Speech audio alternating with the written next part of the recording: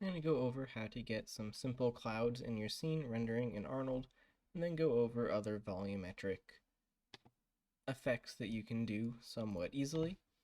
So I have a blank scene. I'm going to go up to Arnold, Lights, and I'm going to make a sky dome light.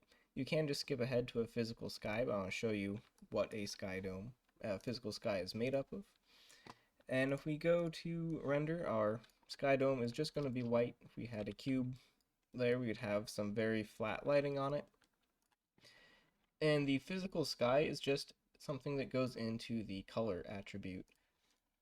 So if you select that checkerboard and type in physical sky, searching for Arnold, there's AI physical sky, and it will put in a sun, sky, and a horizon for you. You have a few options. You have elevation, which is for the sun.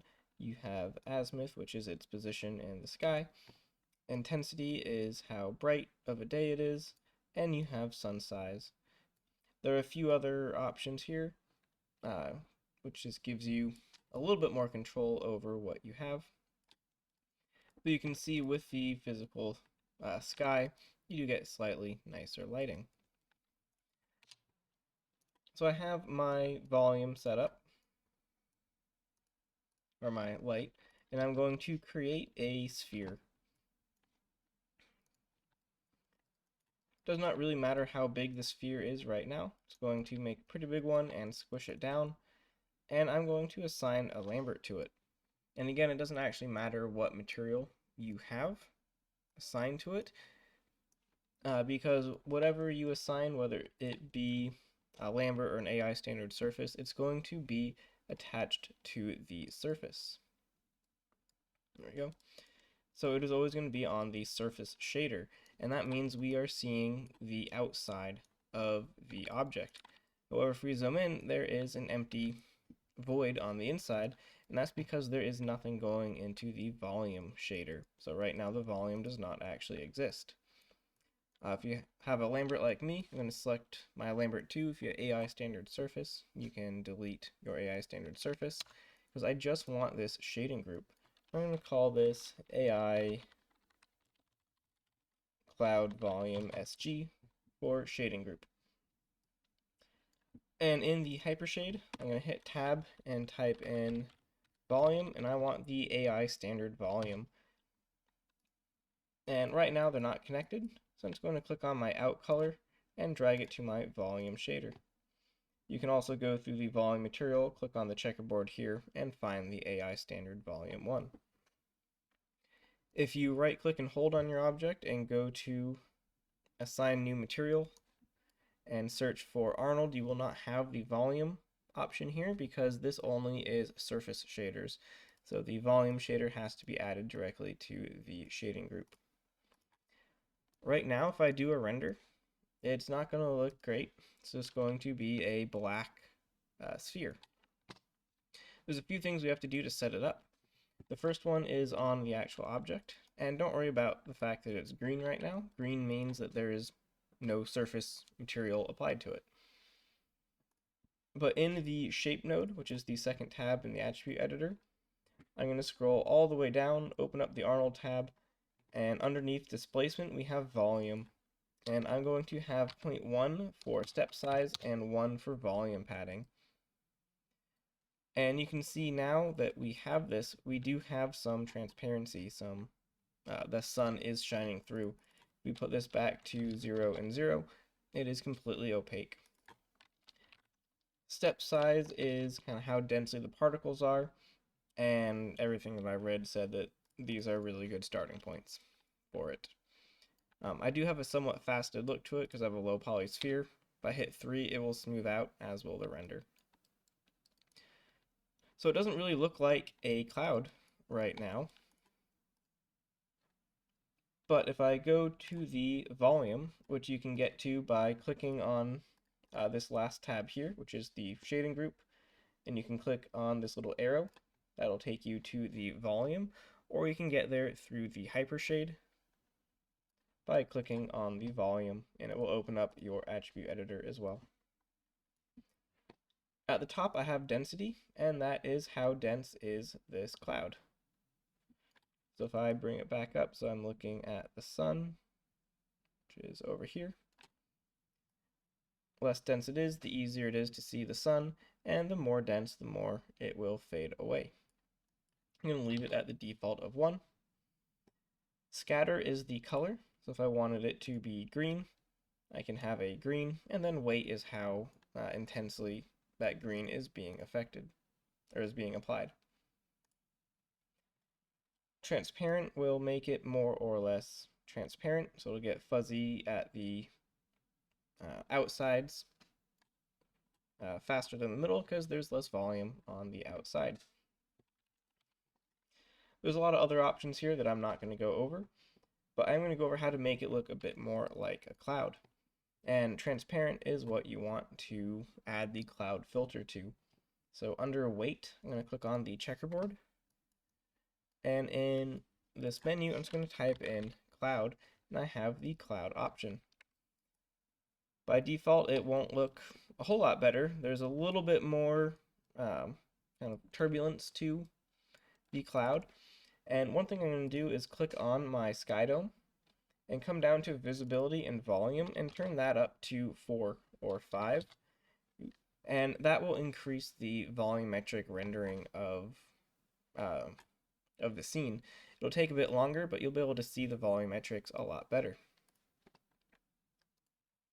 So I'm going to go navigate back to the shading group, the volume material, hit the arrow, and then hit the arrow for transparent weight. That will take me to my clouds.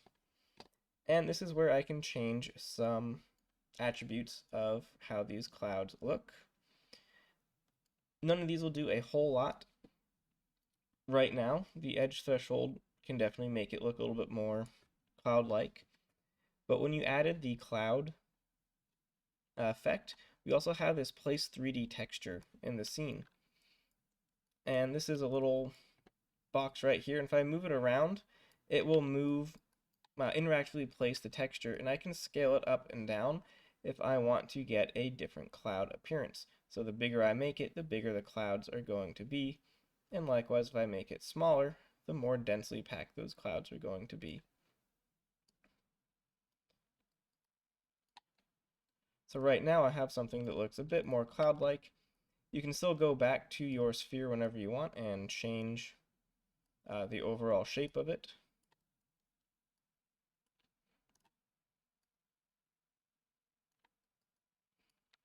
And when you have something you're pretty happy with, you can duplicate the sphere, move it around, and you can start putting them together to create a more dense patch of clouds. The same place 3D node will affect all of the clouds, and since I just did duplicates, they all have the exact same material on them. And you can get a pretty nice final result once you let it render with some good settings and have more than just 4 blobs of clouds. It can be nice, especially if you have a landscape. You don't have to worry so much about how the bottom or top look is being cut off by the render. So it can be a really nice way to get some clouds pretty easily.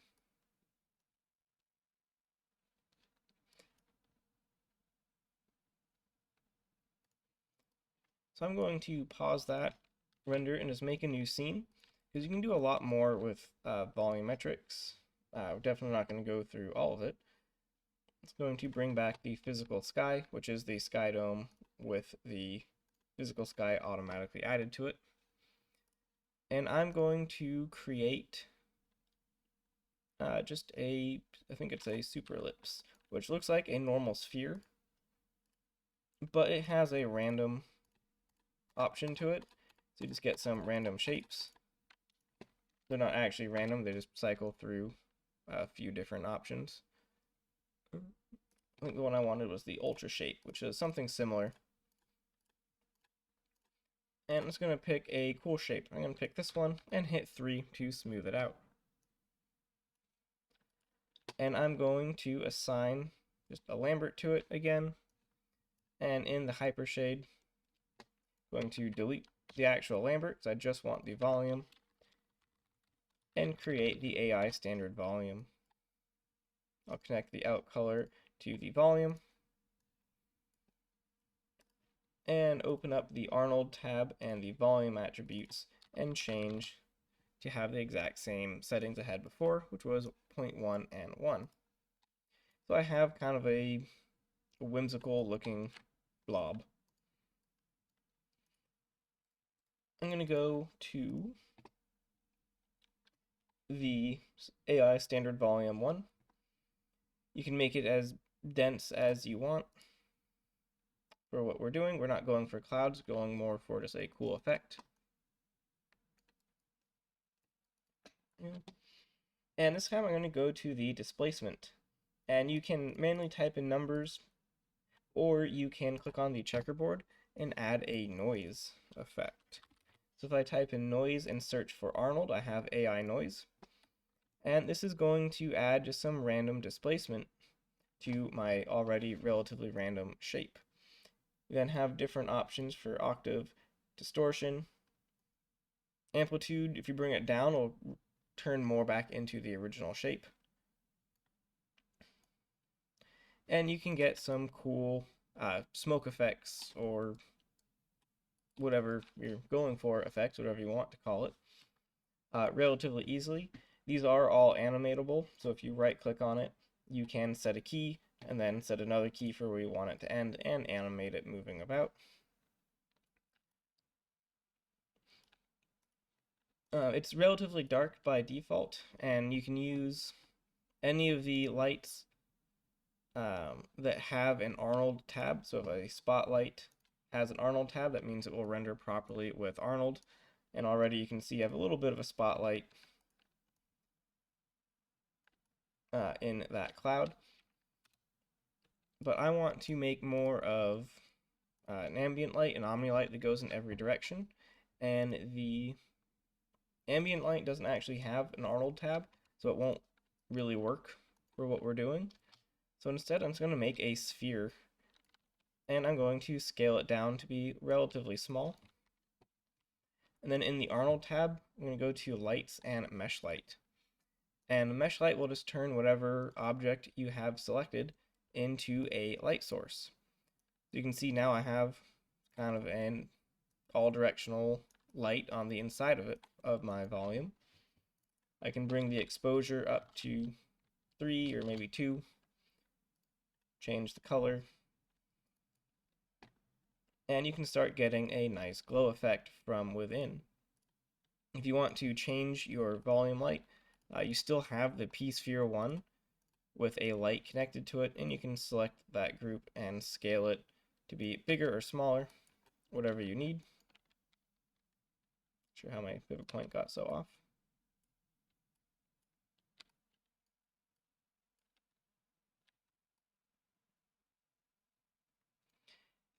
And you can go back to the light. You have light visible, which will make the light actually a more like a light bulb. So if I turn down the volume slider down here, you can see it's no longer affecting the actual volume because it is no longer rendering out a volumetric. So you have to make sure your volume is turned up.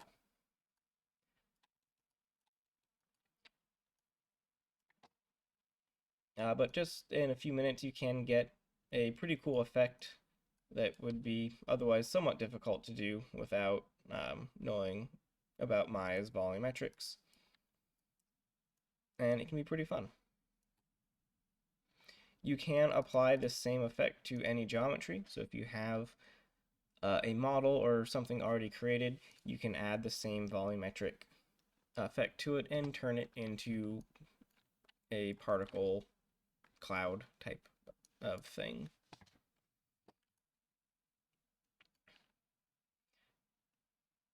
There's one other thing I want to show you. It has a little bit less to do with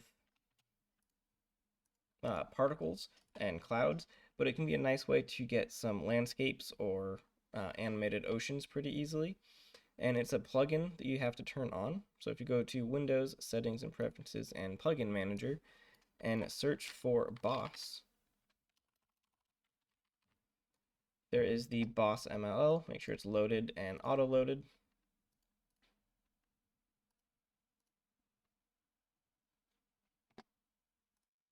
And once it's loaded, on the top left, change from modeling to effects, and then you will have this new boss tab right here, and then there's a boss editor.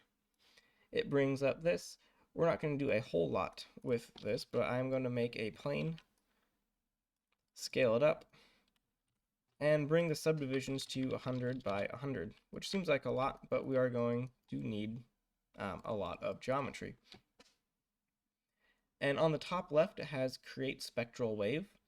I'm going to click on it, and it's done. It doesn't look like anything happened, but if we go to the General tab to have the timeline right here, what the spectral wave doesn't actually happen on frame 0, it happens on frame 1.